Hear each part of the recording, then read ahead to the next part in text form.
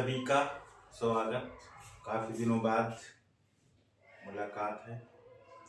जैसा कि हम प्रकाश के अपवर्तन में अपवर्तनांक के बारे में हम पढ़ रहे थे कि अपवर्तन की घटना में अपवर्तनांक कैसे ज्ञात करते हैं, तो हमने इस पे आपको बता दिया था कि हमें पहले माध्यम के सापेक्ष यदि दूसरे का अपवर्तनांक निकालना है तो हम कैसे ज्ञात करें, क्योंकि अपवर्तनांक हमने दो प्रकार से आपको बताया, एक निरपेक्ष अपवर्तनांक और एक सापेक्ष अपवर्तनांक। इसमें हमने कहा था जो निरपेक्ष अपवर्तनांक होता है, निरपेक्ष अपवर्तनांक के लिए हमने कहा था निरपेक्ष अपवर्तनांक के लिए हमने कहा था यदि n है ये, तो प्रकाश में यानी निर्वात में प्रकाश की चाल और किसी माध्यम में प्रकाश की चाल जो होती है ये निरपेक्ष अपवर्तनांक कहलाता है। यहाँ पर C है ये वायु या निर्वात में प्रकाश की चाल है और जो V है ये माध्यम में प्रकाश की चाल है। इसी में दूसरे प्रकार का अपवर्तनांक हमने यहाँ पर बताया था सापेक्ष अपवर्तनांक। सापेक्ष अपवर्तनांक, सापेक्ष अपवर्तनांक में हमने कहा था कि पहले माध्यम के सापेक्ष दूसरे का अपवर्तनांक निकालो। सापेक्ष अपवर्तनांक मतलब पहले माध्यम के सापेक्ष, यानी यहाँ पर हम बात करेंगे पहले माध्यम के सापेक्ष दूसरे माध्यम का अपवर्तनांक। तो हमने मान लिया पहले माध्यम के सापेक्ष हमने कहा था ये 1n2 लिखा है, पहले माध्यम के सापेक्ष दूसरे को अपवर्तनांक निकालेंगे तो n2 अपॉन क्या करेंगे n1 करेंगे। इसी को हमने कहा मान लीजिए कि पहले माध्यम क्या हम मान ले वायु और यानी वायु के सापेक्ष कहते हैं, दूसरा माध्यम मान ले जल, तो वायु के सापेक्ष जल का अपवर्तनांक जैसे हमें निकालना है, जल का अपवर्तनांक निकालना है तो हम किसके सापेक्ष निकालना है वायु, तो वायु को लिखेंगे a, किसके सापेक्ष निकालना है जल के सापेक्ष तो ANW। तो हमने कहा यहाँ दो माध्यम होना आवश्यक होता है तो इसको लिखेंगे क्या NW अपॉन NA। इस तरह से हमने बात की थी और हमने बात किया था कि इसके आगे हम आपको एक कुछ सवाल भी कराएंगे, किस तरह से यहाँ पर सवाल पूछे जाते हैं, महत्वपूर्ण सवाल हैं, इंपोर्टेंट सवाल है। तो इतनी बात तो सभी की क्लियर हुई होगी, ठीक है। अब सवाल है उसको यहाँ पर हम देखते हैं। लिख लें वायु के सापेक्ष, सवाल लिखेंगे वायु के सापेक्ष, वायु के सापेक्ष जल, वायु के सापेक्ष जल एवं कांच के अपवर्तनांक एवं कांच के अपवर्तनांक क्रमशः, ठीक है, यानी किसके सापेक्ष वायु सापेक्ष जल और कांच के अपवर्तनांक क्रमशः 4/3 तथा 4/3 तथा 3/2 है। तो ज्ञात कीजिए, तो ज्ञात कीजिए पहला नंबर क्या निकलवा रहा है कांच के सापेक्ष जल का अपवर्तनांक, कांच के सापेक्ष किसके सापेक्ष कांच के सापेक्ष जल का अपवर्तनांक, जल का अपवर्तनांक। और जो दूसरा है सेकंड, इसमें कह रहा है जल के सापेक्ष कांच का अपवर्तनांक, जल के सापेक्ष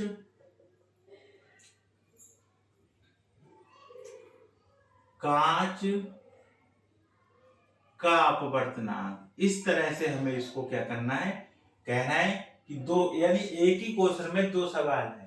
क्या कह रहा है, वायु के सापेक्ष, तो हमने कहा जो के लगा है वो पहले आएगा, यानी वायु को हम ए से, तो ए के सापेक्ष जल, यानी AnW कितना दिया है, 4/3। जो पहले दिया वो पहले लिखा जाएगा। फिर कह रहा है कांच के, तो ए वायु किसके सापेक्ष, वायु के सापेक्ष, तो AnG भी आपको कितना दिया है, 3/2। कितना दिया है, 3/2। तो कह रहा है पहले किसमें पूछ रहा है, कांच के सापेक्ष जल का, यानी कांच के सापेक्ष जल का निकालना। तो कांच क्या लिखेंगे पहले, यानी GnW निकालना है। तो इसको हमने कहा था क्या लिखेंगे, AnW बटे AnG, और AnW कितना है, 4/3, और AnG कितना, 3/2। तो देखो ये कहां पहुंच जाएगा, ये जाएगा इसके साथ में, हर वाला हर के अंश के साथ में, और ये इसके साथ में, यानी 4 दूनी कितना 8, और 3 तिया 9, यानी 8/9। ये आपका होगा पहले का आंसर। किसके सापेक्ष, कांच के। अब देखिए इसी को इसने पलट दिया है। अब क्या कह रहा है, जल के सापेक्ष कांच का। किसके सापेक्ष, जल का, यानी जल पहले आएगा और कांच बाद में। तो इसको लिखेंगे क्या, AnG बटे AnW।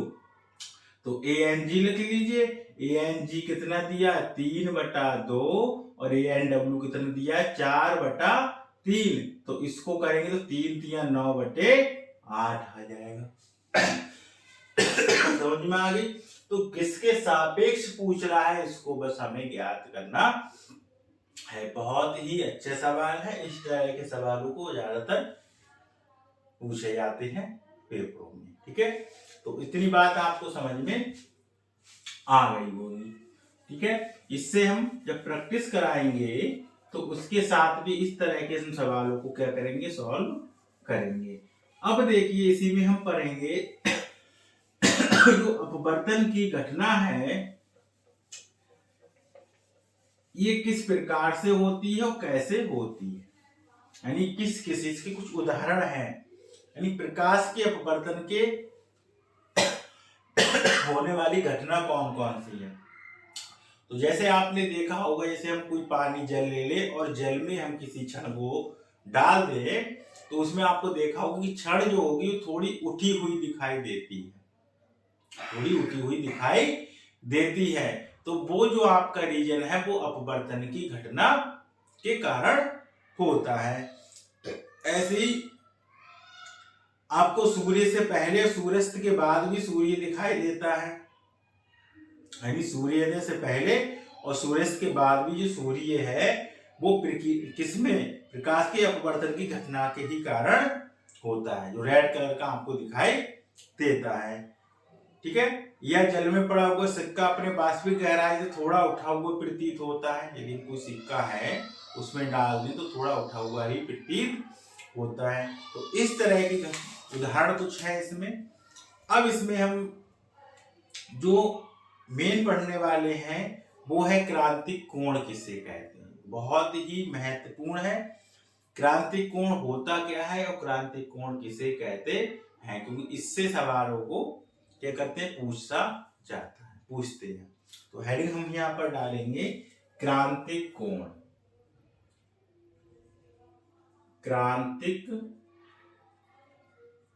कोण, और क्रांतिक कोण में हम यहाँ पर लिखेंगे क्या कि जब प्रकाश किरण जो है वो सघन माध्यम, एक तो ये क्रांतिक कोण के लिए जो आपतन अपवर्तन कोण का मान है वो 90 डिग्री हो जाए। अपवर्तन कोण जो है वो 90 डिग्री होना आवश्यक है, वही हमारा कहलाता है क्रांतिक कोण। यानी जब प्रकाश किरण सघन माध्यम से विरल माध्यम में प्रवेश करती है, यहां से सघन से विरल में प्रवेश करती है, तो सघन माध्यम में जो बना आपतन कोण है, यानी सघन माध्यम में जो आपतन कोण होगा वो क्रांतिक कोण क्या होगा, क्रांतिक कोण कहलाएगा। और जिसके लिए विरल माध्यम में बना अपवर्तन कोण 90 डिग्री हो जाता है, यानी सघन माध्यम में बना आपतन कोण विरल माध्यम में बने अपवर्तन कोण के 90 डिग्री के जब बराबर होगा उसी को कहते हैं क्रांतिक कोण। तो लिख लीजिए यहाँ परिभाषा क्या लिखेंगे कि जब प्रकाश किरण सघन माध्यम से, जब प्रकाश किरण सघन माध्यम से, यानी जब प्रकाश किरण सघन माध्यम से विरल माध्यम में जाती है, जब प्रकाश किरण सघन माध्यम से विरल माध्यम में जाती है तो क्या होता है, तो सघन माध्यम में बना, तो सघन माध्यम में बना वह आपतन कोण, वह आपतन कोण, कौन सा वह आपतन कोण क्रांतिक कोण कहलाता है। क्रांतिक कोण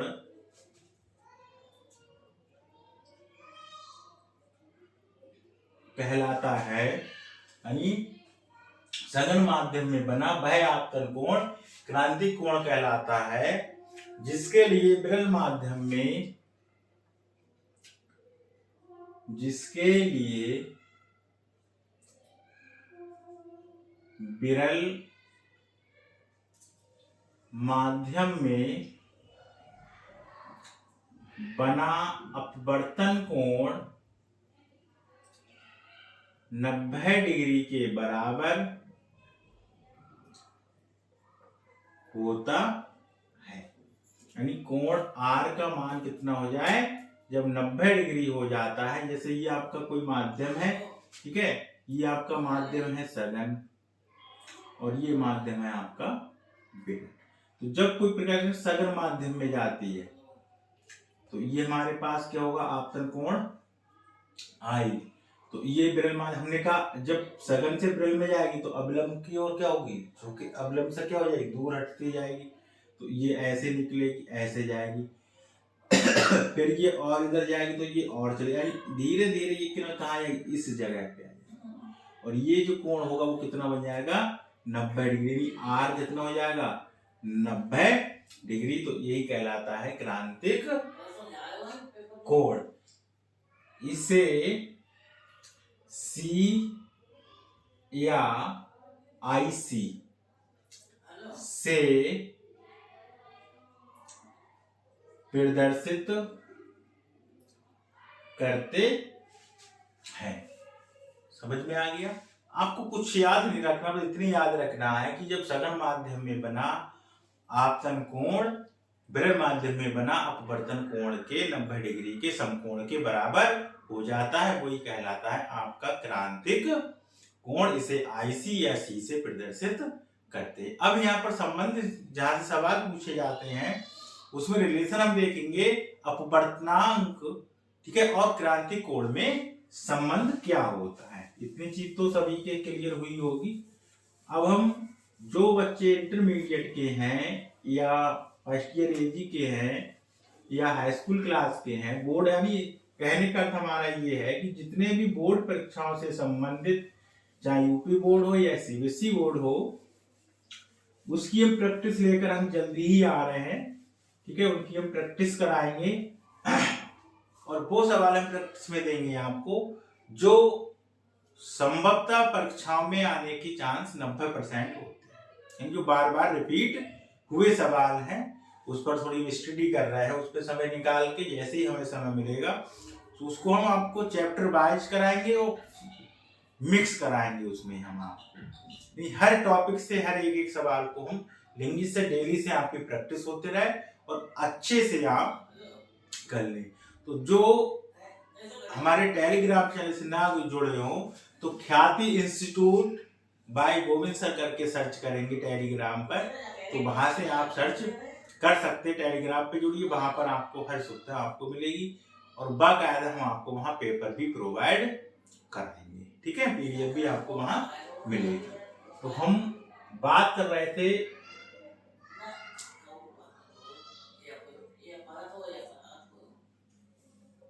क्रांतिकोण व अपवर्तनांक में संबंध, अपवर्तनांक में संबंध, यानी क्रांतिकोण अपवर्तनांक में संबंध क्या होता है, तो n बराबर होता है 1/sin c का रिलेशन। बस यही सूत्र आपको याद रखना है। जब भी आपसे क्रांतिकोण और अपवर्तनांक में संबंध यदि आपसे यहाँ पर याद करे तो क्या बताएंगे, n बराबर 1/sin c होगा। ठीक है, तो ये है क्रांतिकोण से संबंधित। इस पर कुछ सवाल करेंगे। क्रांतिकोण इसी में पढ़ेंगे। पूर्ण आंतरिक परावर्तन क्या होता है, तो पहले हम क्रांतिकोण और अपवर्तनांक पर कुछ सवाल करेंगे महत्वपूर्ण जो आते हैं किस तरह से। ठीक है, उसके बाद यहाँ पर हम पूर्ण आंतरिक परावर्तन पढ़ेंगे, पूर्ण आंतरिक परावर्तन क्या होता है। फिर यहाँ पे प्रकाशित तंतु पढ़ेंगे, प्रकाशित तंतु क्या होता है। ठीक है, फिर प्रकाश वर्ग विक्षेपण पढ़ेंगे क्या होता है। फिर हम यहाँ पर लेंस के बारे में बात करेंगे कि लेंस क्या है। लेंस बहुत ही महत्वपूर्ण चैप्टर है, टॉपिक है आपका। यहाँ से आपसे लगभग 2 या 3 सवाल आपको पेपर में मिलते हैं। ठीक है, तो आज के लिए इतना। अब हम नेक्स्ट डे आपसे मुलाकात करेंगे, तब हम आपको इनके सवालों के बारे में और इसके पूर्ण आंतरिक परावर्तन के बारे में संपर्क करेंगे। ठीक है, और जो लोग हमसे ना जुड़े हों इस वीडियो को आप शेयर कर दीजिए अपने दोस्तों के साथ में, जिससे उनको भी इसका लाभ मिल सके। ठीक है, और जल्दी ही हम प्रैक्टिस लेकर आएंगे, ध्यान रखना। Okay, bye, good night.